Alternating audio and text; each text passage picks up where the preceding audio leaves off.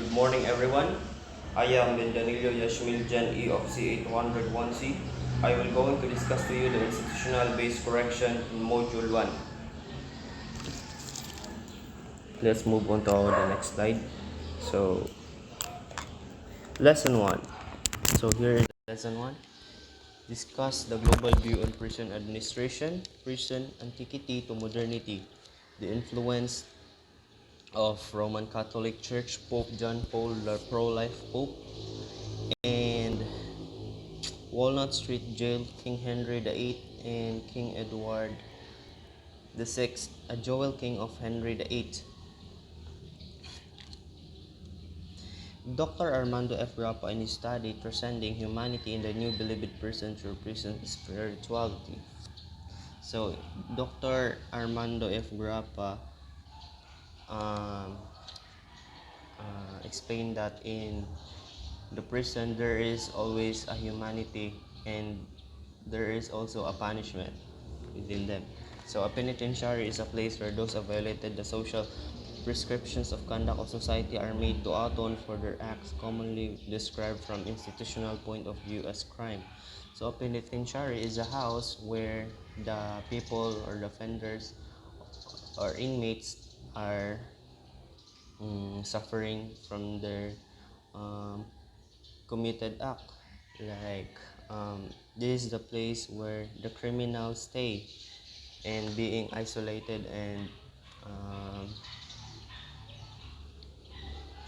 and they suffer hardship in it. According to the perspective of prison, institutional and free society, which entails a whole set of values, a whole way of looking at people, a human relationship, at the relationship of individual to state, which there has become decent level of consensus. So, um, according to the perspective of the prisons institution in free society, like there is a human way in the jail where people have a relationship between others and they have like admire each other, like um, nothing they want to do bad unless there is a like away, like that in Visayan term away. So they have a free will to do in the jail, but no, not in the jail where the prisoners should uh, uh, have a free will. Auburn model, which is a punishing criminals, otherwise known as retributive justice. So there are two ways on the prison. So the Auburn model and the Eastern State model. So Auburn model is like they are going to punish criminals and um, they are going to punish the criminals or the inmates inside the jail physically. Like if someone tends to have the um, wrongful doings like killings, like and other murders, like they're going to punish them physically. So on the other side, more human way, Eastern State model, which about punishing criminals. So yeah, they are going to punish criminals in a human way, like they're not going to hurt them physically, but just they are going to teach them uh, and correct them on what's the right, like that. The global prison crisis, a large number of prison systems around the world are a large stage of crisis, the serious effects of which harm prisoners, their families, society as a whole. So the global prison crisis continues to increase. Do you know why? Because as time goes by, as time always evolve, and then the people is always committed crime. Like before, someone is commit crime, but like the law is not actually evolving. Like there's a law, but it's just for um it is a minimal, like dili kay daghan, hindi masyadong marami kagaya ngayon na marami ng mga batas na ipinapatupad, marami ng mga batas ang meron. Kaya yeah, as time goes by, people really do their free, or they have free will to do, but it is labag yan sa batas. Merong mga kalabagan sa batas, kaya yung iba nagkakamali at yan, they're going to um, kanang pananagutan nilang kanilang mga kasalanan, ganon. Continuing growth of prisons population and prison overcrowding is an estimated more than 10.2 million people were held penal institution worldwide in 2003, with the average imprisonment rate of 144 prisoners per 100,000 of the world's population. In the same year, 140 national prisons administration operated on basis of occupancy level of 100%. So yeah, the global prison is continuing and growing, like uh, the jails are now overcrowded. Yeah, the severe cause of imprisonment. Wait, wait. The severe cause of imprisonment disproportionality affects people living in poverty and prison. Large segments of society places a significant burden on state budgets. So there is a big impact of those people who are suffering poverty, like the they have no like in the jail. So many prisoners are born uh, uh, like mahirap, like that, and then um, their major obstacles is that the family of that inmate cannot feed food because of lack of money, and then the government shall provide it, but the government is like they have no much more money to for the inmates or for the criminals inside the prisons.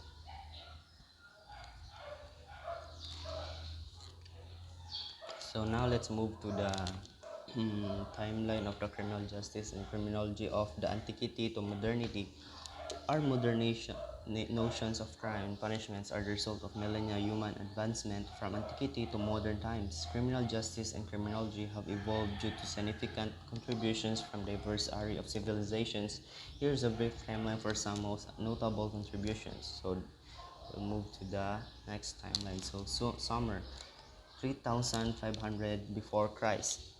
So when we talk about before Christ, then Christ doesn't exist in this world. So Sumer is generally accepted as the first known as urban civilization. The ancient land of Sumer is located in modern-day Iraq.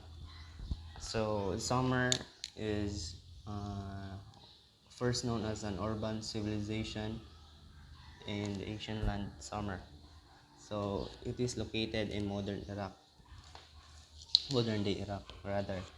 Before Sumer, people live in agricultural communities. Once summer developed, city-states appeared. So before the summer, people live in like a barrio, like they are having an agricultural, like they are planting trees, foods, vegetables for them to eat as their consumption for in their houses. And then when summer developed, the city states appeared. So when the city states appeared, then I think there was a law within that place, because the city has the power to do that. This led the formation of primitive governments in order to control the crime naturally derived from urban life. Those governing bodies began to establish organized law and order. So, this is the time where the law and order origin. So, this the summer 300 3,500 before Christ. So, the rise of Romans. So, the Roman Republic established itself as Western civilization, first superpower, law and order maintained by soldiers who would make walk the streets of cities, towns, and villages. So, the rise of Romans. So, here is the beginning of the military, the police, the soldiers, who is like they are giving peace and order, maintain peaceful in the city or in the villages or towns. So, Plato. As a student of Socrates and teacher of Aristotle, the concept of people inherently good is briefly influenced the thoughts on crime and punishment as the centuries progressed. Aristotle, expanding on the te- teachings of Plato, Aristotle's views relied heavily on specific observation. As a tutor of Alexander the Great, Aristotle would impart upon him the significant science and impact on decision making. Assassination of Julius Caesar, so 44 before Christ. Many historians believe that the historical recorded autopsy was conducted upon Julius Caesar. So Julius Caesar believed the autopsy of the body to locate who is the person commits crime or who is the suspect of that particular victim. So they're going to trace someone using an autopsy. That the method of the autopsy. Yeah, the materia medica 50 to 70, widely considered to be a groundwork for forensic toxicology. The materia medica, a publication that categorized an array of flora written Greek physician Bedanius Dioscorides. The book discusses both medic, medicinal benefits and poisonous aspects of various plants. Franklin, after the collapse of Roman Empire, the Western world was highly established. Wait, highly established. This led to families, small communities policing themselves. After hundreds of years, no centralized policing, the English concept Franklin was introduced.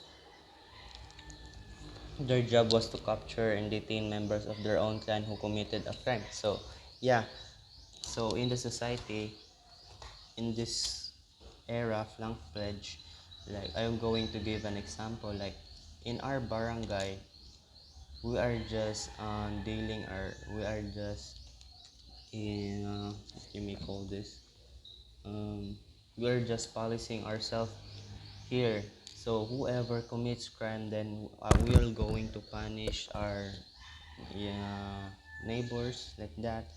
And then because there's no law before for worldwide or for the our nation.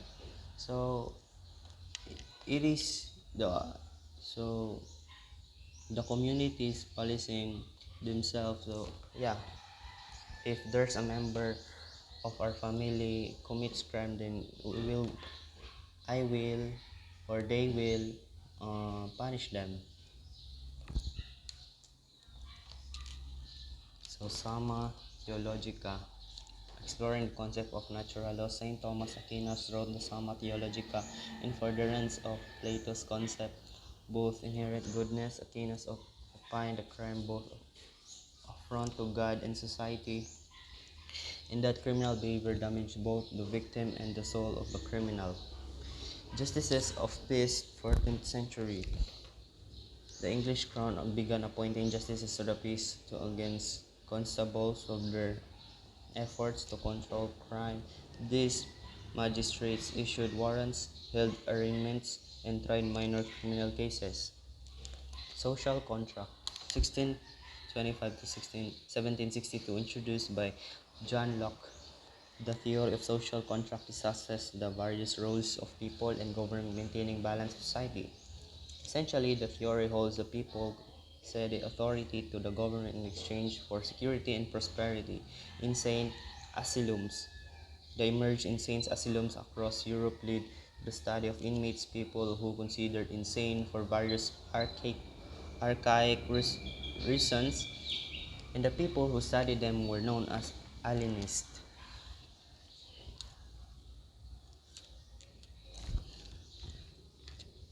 Adolphe Quetelet, using national crime statistics from France, Belgian statistician Adolphe Quetelet determined that there were correlations between demographics and crime. His studies led criminologists to wonder how persons' age, gender, education, and socio-economic status could have bearing the prosperity of criminal behavior.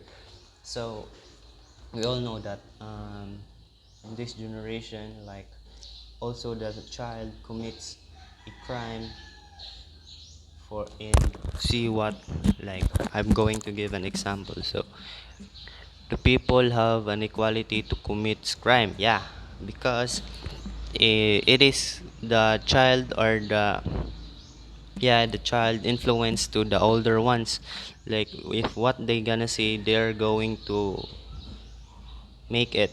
Like I'm going to give an example. There was a child seeing his father always uh, having thief or being raped. He raped his father raped another girl. So maybe he can be influenced by his father and do that crime, do that act also. And yeah, I think that was an example for this. So prison. The concept of modern prison first arose in Europe during the mid-19th century. Doctors were given access to prisoners so that they could conduct studies criminal behavior. Kodak. The Kodak camera by George was a revolutionary piece of equipment on numerous levels, including the impact of policing. So the Kodak is used for the forensic photography, and it is used for identifying the suspect or the criminal. The crime lab, the father of forensic, but Dr. Edmond Locard established the first modern crime in Lyon, France.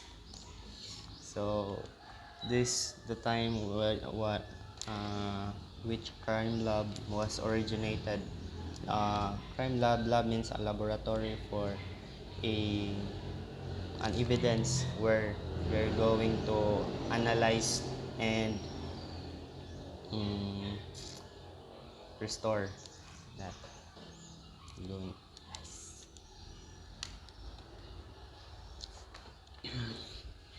DNA evidence for first time ever. DNA evidence was used in criminal court. The result of DNA evidence, Tommy Lee Andrews for was not guilty of rape in Florida courtroom. So DNA evidence is a good example or the good method for identifying criminal.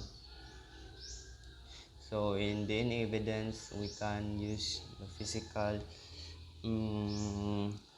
things, the physical like the hair, the blood. It is used to determine who is the suspect and does the um, what is the reason why the victim was killed. So we can determine it as a murder like that. What kind of case is that? So Pope John Paul II was not just a revolutionary pope but was also a revolutionary influence from the 20th century. His actions changed course of history, ranging from the end of communism in Poland to improving the Catholic Church relations with other religions. John Paul II witnesses humanity in worse. He lived through Nazi occupation Poland. He also experienced Soviet occupation of Poland. Even through these dark times, John had managed to keep on his faith and humanity. Religion's role in prison. So yeah, there is a role. So the religion or the Catholic Church has a role in the prison. So the role of the Roman Catholic Church played in the history of prison was that may be considered as a necessary role is to has it has to play. It was a response to the imprisonment of Christians were being hunted down and cast into jail for faith. The church should recommend the faithful to visit the prisoners. So the role of the Roman Catholic Church is that they're going to visit inmates, the prisoners, and teach the word of God, and so that the because I know that some of the inmates or some of the prisoners also believe in God. Then that's the role of the Catholic Church. They're giving advices from the inmates and just and hear the word of God. The diaconess and diaconess were especially charged with the care of incarcerated Christians, bringing them comfort, religion, food, clothing, money, which needed to procure certain mitigations, even liberty. What about Middle Ages?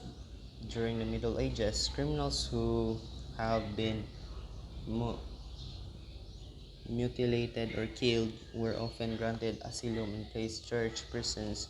These church prisons were special rooms, usually called cells, built within monasteries or abbeys. Kaila enrolled at Gagillon, Gagillonian University. It was here where his love for language and acting blossomed. The college was closed in 1939 after the Nazi occupation settled itself in. He was forced to work so that he had avoid deportation following his father's fatal heart attack in 1941. Carl considered this would the first step of John Paul's climb to the becoming Pope. Walnut Street Prison. The Walnut Street Prison was pioneering effort in prison reform, originally built in convention jail just before the American Revolution. It was expanded 1970 and held a model of enlightened thinking about the criminals. The prison, in fact, was known as penitentiary from the Latin word remorse. It was designed to provide a severe environment that left inmates much time for reflection, but it was so designed to be clearer and safer than past prisons. The Walnut Street prison was the only foreign runners of an entire school, although prisons construct and reform. The prison was built Walnut in Philadelphia City Jail in 1773 to alleviate overcrowding in the existing city jail, although designed in Robert Smith, Pennsylvania, the most prominent architect. The building was a typical shaped building designed holds groups pioneers in large rooms. So in this part, they are discussing what does the Walnut Street person, what is the concept, and what's the design of the house or the building that is the room for inmates where they punish their sins. That it was the Quakers of Philadelphia who came up with the concept of what they called penitentiary, a place where prisoners could reflect their crime and become truly sorry for what they have done.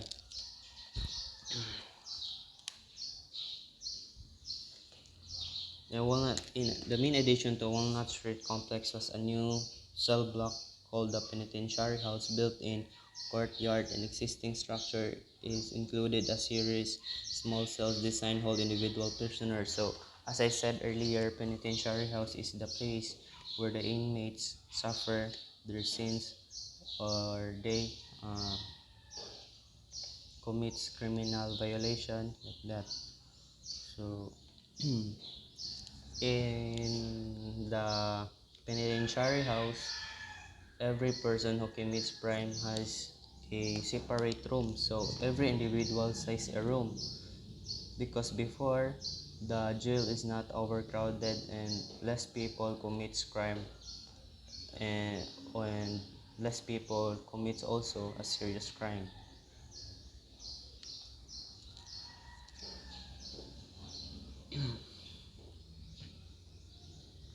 The main addition to Walnut Street complex, new cell block called Penitentiary House built in country yard for existing structure. It included a series of small cells designed to hold individual prisoners.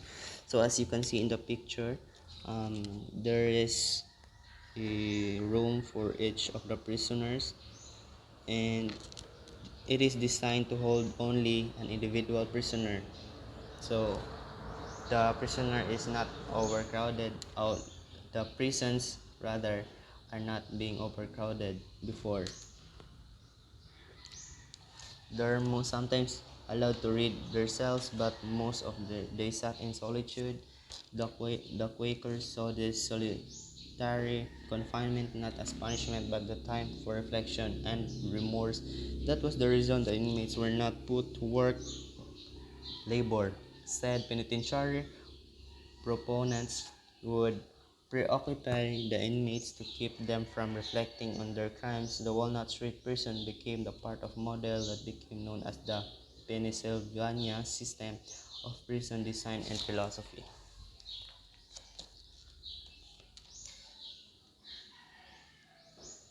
As for Walnut Street, its success short-lived despite for good intentions Quakers. The practical matter of housing prisoners became the pressing them the desire among prisons officials to rehabilitate the inmates.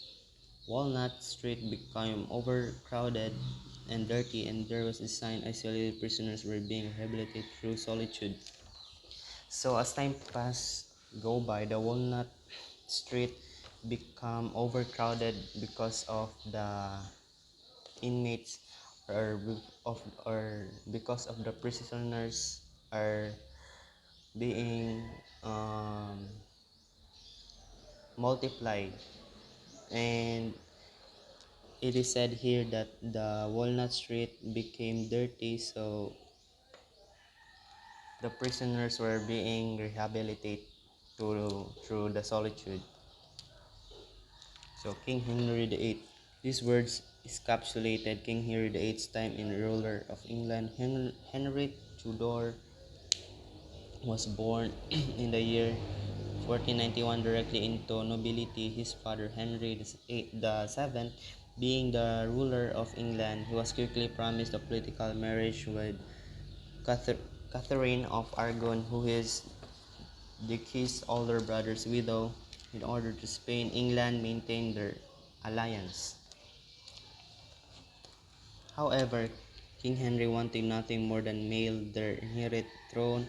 When he died after Catherine was not able to give him one female child, able not Mary and not able to give him male heir, he started the English Reformation almost single-handedly. So King Henry VIII was musician as well as a composer. So King Henry also is a composer of a song, a musician. Yeah, King Henry created and compiled song which published in 1518. So this is the picture of King Henry. This includes wives. Henry had beheaded two of his wives, Anne Boleyn, second wife, and Catherine Howard, the fifth wife, who had suspected to be adulterous. So King Henry was so very many wife before. So King Henry died On January 28, he was very ill and older man due to gouging and overheating. She also suffered a diabetes and yeah. Edward I, Edward I or Edward the First, known by many names including Edward Longshanks, Hammer of the Scots and English Justinian, reigned as King England of 1272 until 1307. Edward the First was born in June 1239 at the place of Westminster. Son King Henry and Eleanor of Provence's father decided to give him name which had not been popular amongst English aristocracy in honor of Edward the Confessor. Whilst Edward was young, he felt under the influence of his Poitevin uncles, a relationship which resented by other members English aristocracy. Once the uncles were subsequently expelled, Edward became involved with Simon de Montfort, a rich leader of group of barons in opposition to misgovernment of Henry, Edward's father. So King Henry VIII. So this is King Henry VIII. I was include a picture of them. King Henry VIII. This is King Edward VI and Pope John Paul II. So now let's move on to the discussion of the 5 facts about the Philippines incarceration system. So the discussion in 2018, the Philippines held the 6th highest prison population of 21 Asian countries as of 2019.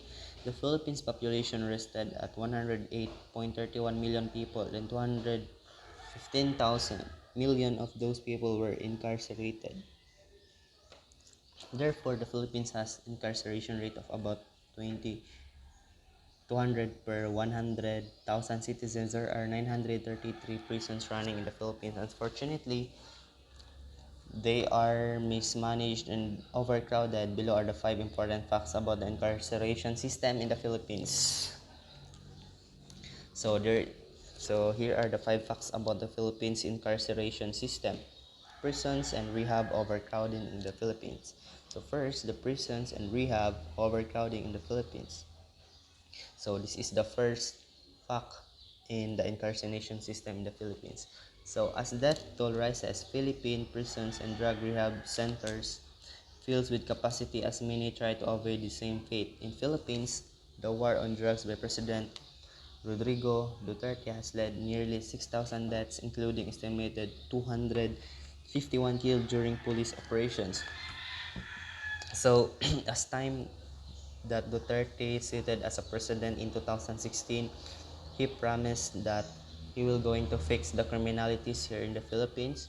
He will punish people who commits crime, and he is not afraid to kill people who commits a serious crime like murders, killings, rape.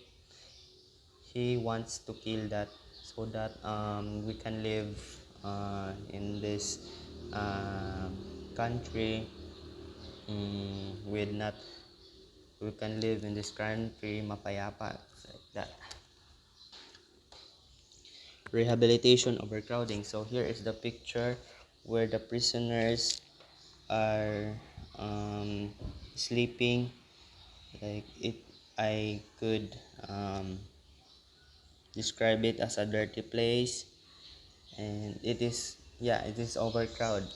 It is overcrowding of many prisoners. Along with this, the number of inmates in prison and police detention cells or being held in rehabilitation centers is also on the rise. So, unti-unting lumalaki ang mga populasyon ng mga nakukulong na mga tao dito.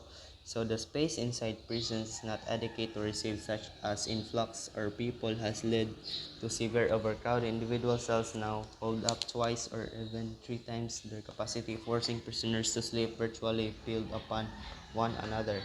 So so in the jail, the people pilled each other, and because they have no space for their they have no space to rest, so they are when they going to sleep, they virtually spilled up with one another.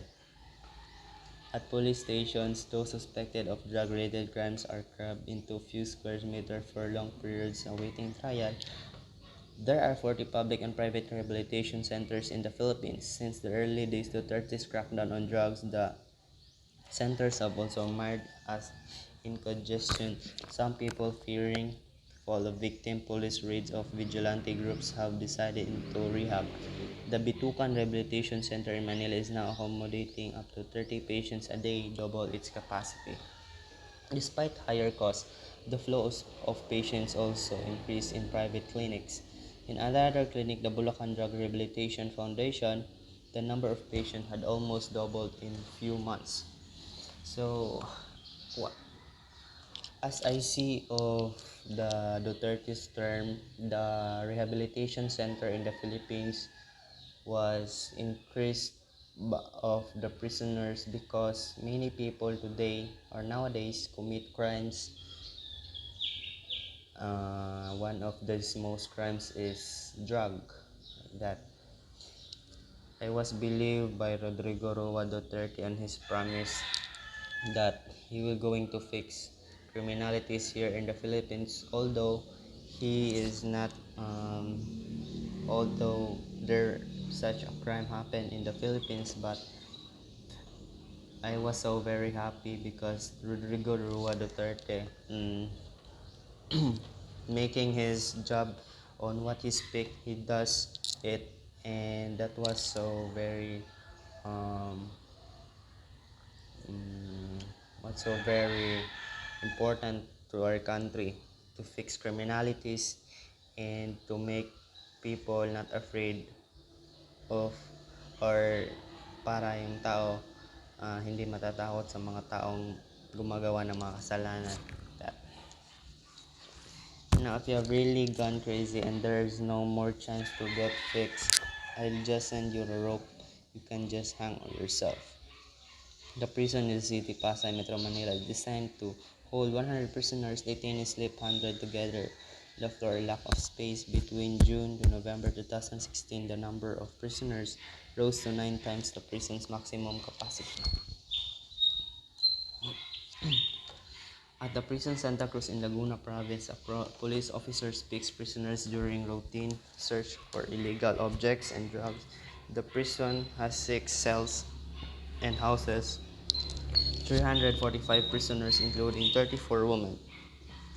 The search found shaving razors, matching, and lighters, but no drugs or other dangerous objects. At Santa Cruz Prison, police provide security during the search of the jail. The aim was to find weapons and drugs, but only few prohibited items such as razor blades, matches, and lighters were uncovered. So at Santa Cruz Prison, the security or the police in the jail search for a gun, the weapons, the drugs, but suddenly they found razor blades, lighters used in for the prisoners. Uh, The jail cell in South Cotabato in Mindanao holds about 80 prisoners. Half of 80 prisoners are accused of drug-related crimes. The prison guards say the number of prisoners has doubled since President Duterte launched his wars against drug. So the prison's guard was so like I think the prison's guards happy, or I don't know what's their feeling when Duterte was become a president, but I think the the guards in the jail was so happy because President Duterte fixed criminalities here in the Philippines because pinapalakas niya ang pag pinapalakas niya ang paghuli sa mga nalulong sa droga, ganun. Kaya dumarami ang mga inmates o mga tao na nalulong o na nakulong. Kaya patuloy pa itong dumadami kasi maraming mga tao ngayon na hindi pa nagsasawang gumamit ng droga kahit na nasa prison, ganun. Yeah. Presence of the private Bulacan Drug Rehabilitation Foundation Clinic. The clinic is home for more than 100 patients with numbers rising significantly since President Duterte started his war on drugs.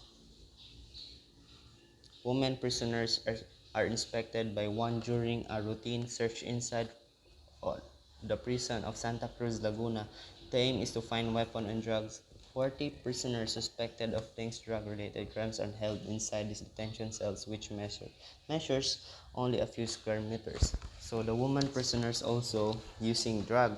So they found inside the rehabilitation center a drug-related crime. So even though they are still in the jail, but then they are also they are not they didn't stop using drug. They take drug. So I don't know what the security does in this situation. I think the security is not active in terms of this. Yeah. Patients at the private Bulacan Drug Rehabilitation Foundation Clinic. The clinic is home to more than 100 patients, which numbers rising significantly since President Duterte started his war on drugs. So the Bulacan Drug Rehabilitation Foundation Clinic also rises its capacity because the inmate or the prisoners are some of them suffer sick, and also the Rehabilitation Foundation Clinic affects onto it because when there's an inmate as a sick or a prisoner, they're going to move it in the Bulacan Drug Rehabilitation Foundation Clinic for a para gamutin ang mga sakit na kanilang dinadaranas, gaya ng mga masakit ba ang tiyan, may mga pasaba, ganun, mga nilalagnat, may inaatake, may nahihimatay, may namamatay, ganun. Pre-trial detainees. So, meron din tayo dito ang pre-trial detainees. According to the World Prison Brief, 75.1% of incarcerations within the Philippines incarceration system and pre-trial. In 2018, 141,442 of 188,278 prisoners were pre-trial detainees. Unfortunately, many people have serving sentences without conviction. Analysis: Philippines dark secret, lengthy pre-trial detention. The Philippines has dubious recognition of having one longest pre-trial detentions in the worldwide. Inmates stay in jail average of 528 days before they could convicted acquitted. In some cases, inmates had stayed detention for 10 years only for acquitted. In fact, there's no longer for an inmate to stay temporary detention center in jail into prison. For example, I include an example here. For example, a person convicted for 12 years usually had stayed in jail for 8 years already while undergoing trial and will serve for remaining 4 years in prison. So, this is the example. Thus, the key decision point is not whether an accused is convicted or not, but rather whether one is bailed out or not. So, some of the prisoners are paying their bail so that they can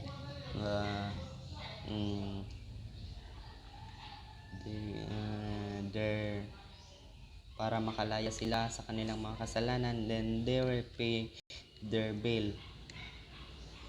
Being denied bail in the Philippines is the tantamount to serving a sentence.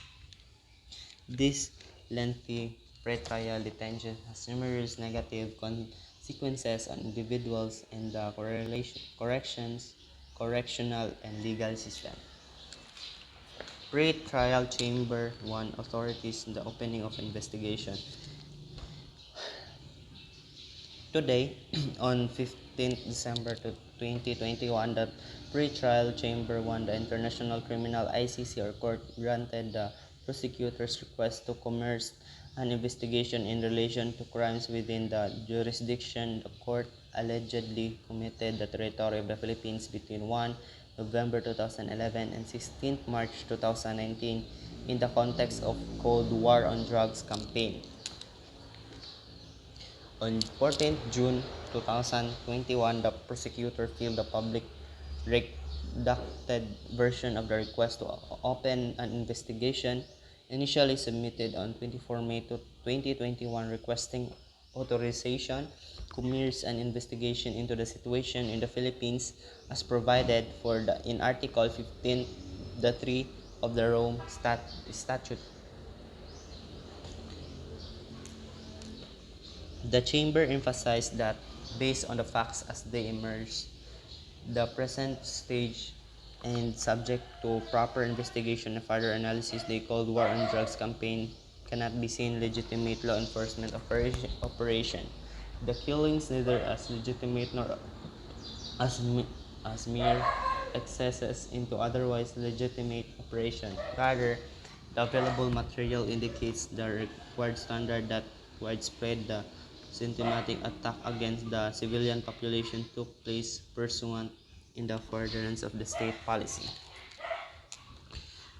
Philippines State partly the Rome Statute since the November 2011 deposited the written notifications of withdrawal from the statute on 17 March 2018, while the Philippines withdrawal statute took effect on 17 March 2019. The court retains the jurisdiction with respect to alleged crimes that occurred in the territory of the Philippines while it was a state party for November 1, 2011 up to the including 16th March 2019.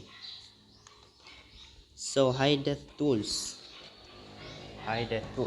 About 5,200 inmates die annually at the new beloved prison, according to the Ernesto Tomayo, the hospital medical chief. These deaths are due to overcrowding. So, high death tools. So, in the jail, since it is very crowded, so many people of the sick.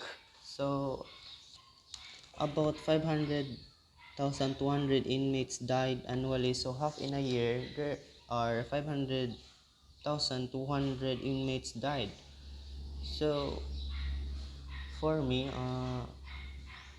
that was so very hard, or that was so very crowded. Since I can think why is that, nasa isip ko kung bakit ang daming namamatay, kaya napaisip ko din na namamatay sila kasi walang pamilya, ganun, they have no family to give them a food, clothing, their basic needs. I think kaya sila namamatay. That's my idea, or that's my opinion about that. Dirty living condition and inmate violence. At 2019 Philippine Senate hearing, Tumaya said that there was uncontrollable outbreaks of pulmonary tuberculosis. Some of the inmates here suffers strong sickness like tuberculosis, the disease like that. That's why they were died inside. So living conditions, Samayo report, at least one prisoner dies in BP each day. Thankfully, politicians and prison employees are working to reduce overcrowding. So they are going. So they are very thankful for the politicians and the prisons employees, the securities, the Bureau of Jail. Like they're so happy. Like the if someone is rehabilitated to another jail, and then the jail was reduced to its crowd. More than 5,000 inmates die at this prison every year. One of five detainees Philippines National Penitentiary die every year. Officials at the prison hospital have revealed about 5,200 inmates may be labeled due annually overcrowding, disease, and violence. So, yeah.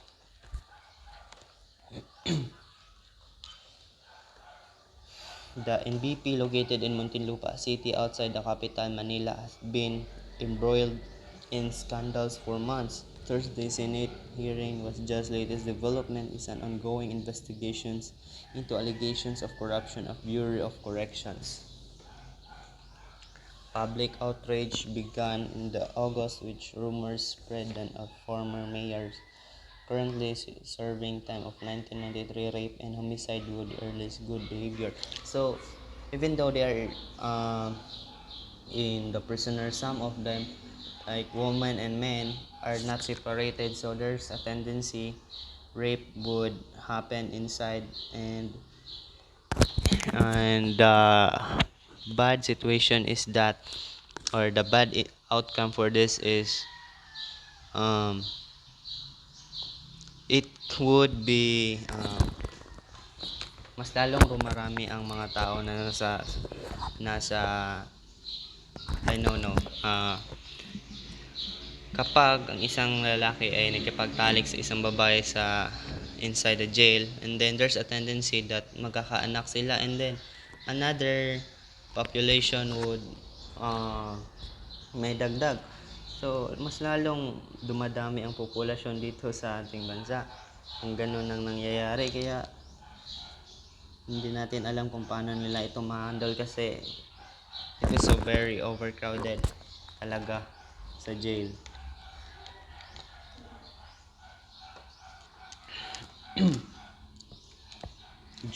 During Thursday's hearing, senators also raised allegations that inmates were faking illnesses to stay in hospitals outside the prison.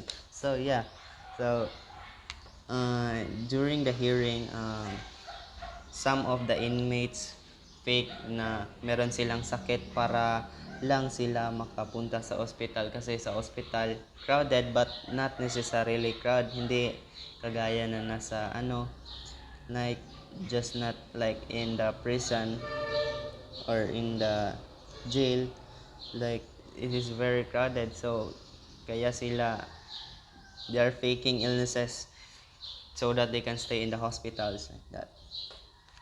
Some NBP inmates even have personal cooks and nurses inside the prison hospital, according to CNN Philippines.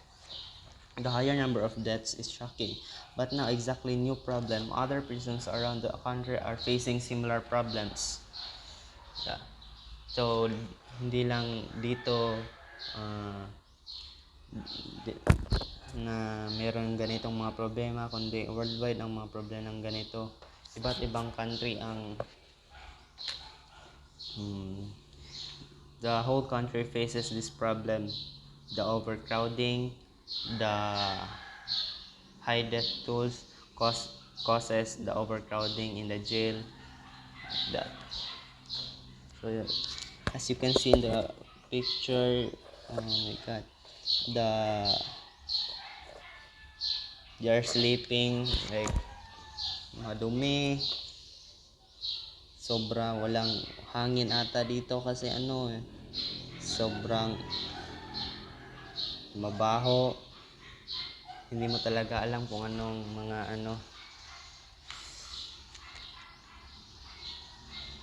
conditions were terrible, with the inmates crammed together into crumbling ramshackle cells. There's barely space for them to sleep. So mm, for them to sleep, uh, sobrang hirap talaga kasi overcrowded eh. Like, gumagawa sila ng paraan para lang makatulog. Critics say the overcrowding and the predictable effect of Duterte's war on drugs, a bloody and brutal crackdown, the methamphetamine craze that has 6,000 killed by police and vigilantes. So, vigilante justice. Why Rodrigo Duterte vigilante justice strongly appeals to Filipinos? It recalls two movies franchises I enjoyed my youth: Clint Eastwood, Dirty Harry, and Charles Bronson's Death Wish. At the time of films were released, major cities in the United States were in the grips of vast crime wave. Americans living in the big cities in the fear of stereotypical armed mugger lurking around every corner. There are many other mass media works. Top issue: people's lack of confidence in legitimate authorities' ability to serve their needs. In America, vigilantes is no longer seen by the glamorous it was in the 1970s or 1980s, but it is not because of vigilantes heroes Eastwood, Bronson, George Peppard, and Edward Woodward are now seen as the bad guys. Indeed, characters have played remain strong cultural pillars in America rather in the because America has improved its ability to protect its citizens. Perhaps what likes the Department of Justice Secretary Leila de Lima, who in recent days reportedly said that Duterte should be held criminally liable for 1,000 summary killings in Davao City, should also consider in a question of whether a justice system as nail-based, unreliable, and corrupt as the presides over the Philippines belongs in the civilized society. The only way Filipino superheroes like Rodrigo Roa Duterte are loved and admired their ability to simply smash rampant criminality could made fade into the background of the national consciousness is the Philippines police and justice authorities to step up and forward their rightful places as the Filipino real champions. In short, bring back the days when one sees police and go to people when in trouble. If Duterte's vigilante-style justice has no place in civilized society, neither does a mediocre racial racial pace racial-based justice. People like De Lima and her boss, President Gis Aquino, had more than ample opportunity to fix. For that matter, until both vigilantism and the correct way justice is served in the Philippines is fixed, and the nation is the Philippines modern civilized nations remains debatable to corruption. So here is the thing that we are facing right now. Before, up until now, the corruption. This is the big problem of the Philippine government, the corruption. In August 2018, the public learned the former mayor had been released from prison for good behavior. He was originally charged rape and homicide in 1993. Similar stories and corruption in the Philippines prison continued to emerge. In September 2018, the public learned a woman told her husband's sentence would be shortened and paid 50,000 pesos. Later that year, senators stated that inmates could live like kings for a fee. This information led further allegations prison workers and officials were taking bribes to bring, distribute, and contraband inmates. The contraband in question included cigarettes, cell phones, and television. Supposedly, inmates can also pay for personal cooks and nurses. So, I don't know why does the inmates also could pay the personal cooks for the nurse and for the securities. So this is the also the reason why corruption was still exist even though the prisoners are still in believed prison. Like I was not happy because they are um mm, they are um mm, pinagbabayaran nila yung kanilang kasalanan na nasa loob sila. Paano sila makakabayad wala silang trabaho. Inmates who cannot afford a better life within the prison are stuck in overcrowded and dirty rooms. So yeah, if the people who cannot afford rooms for them, like yung mga magaganda, then they are forced to go in the overcrowded jail or overcrowded rooms. These inmates have a higher rate of becoming ill of their death. So, merong mga iba na namamatay kasi hindi uh, mm, wala sila naanad in Visayan term in a dirty rooms or in an overcrowded like that. Now that the corruption has been uneradicted, officials are taking steps to weed it up in prisons at a time. In recent years, there have been evident discoveries of this are executed within the Philippines government. The most recent famous would be the Priority Development Assistance Fund for Pork Barrel Scam. Each government official is given a certain amount of money in order to pursue their desired projects to help financially challenged Filipino citizens in order to rise out of poverty for the development of the Philippines as whole. The earliest records of prisons came from first millennia before Christ. Mighty ancient civilization of Mesopotamia, Egypt, during those times prisons were almost always stationed in the underground dungeons where guilty or suspected criminals spent their life either awaiting death sentence command to become slaves, often working as galley slaves. Exception that the rule comes the home of modern democracy Greece, their prisoners would held the poorly isolated buildings where could often be visited by family and friends. So in the modern democracy in Greece, the prisoners in the building will can visit their families and friends. So the primary source of their detention were not dungeons, high walls, and bars, but simple wooden blocks where attached on the feet. Ancient Roman Empire, however, continued to use harsher methods. These prisons were built almost exclusively underground, which tight and claustrophobic passageway in cells. Prisoners themselves were held their simple cells clamped on walls. Lifetime slavery was accepted norm. Those days, majority are not sentenced slave the use of Roman government as workforce. So Henry II commissioned the structure of first prison in 1166 together with the first draft of English legal system that used concept of jury. One of the most historic prison legislation was introduced in 1215 when King Henry John signed Magna Carta, which stated that no man could be imprisoned without trial. The age of modern prisons were noted today started with the several prisons reform. 19th century England during the prisoners started receiving more care. Concept of rehabilitation was introduced in government around the world, especially UK and US.